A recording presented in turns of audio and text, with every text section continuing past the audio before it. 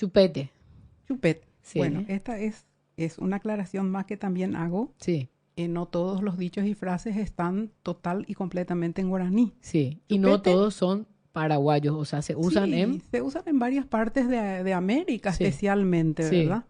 Bueno, chupete, todos sabemos lo que es un chupete, ¿verdad? sí. Es un minículo, un elemento que calma a los niños, a los Ujú, bebitos, ¿verdad? ujú, Y bueno, y que pasan buen rato ellos mientras tienen sus chupetes. ujú, Bueno, chupete, porque ¿cuándo se usa chupete? Cuando vos le preguntás a alguien, le decís, ¿qué tal? Chupete, te dice, pero así, mm, chupete. mm, ¿Qué quiere decir con eso?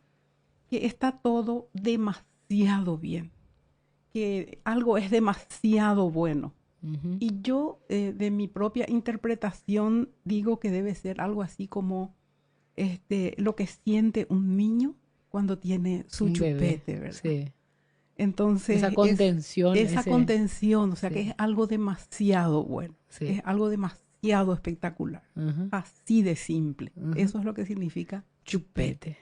Y Sí, se usa bastante. bastante. Ujú. Sí.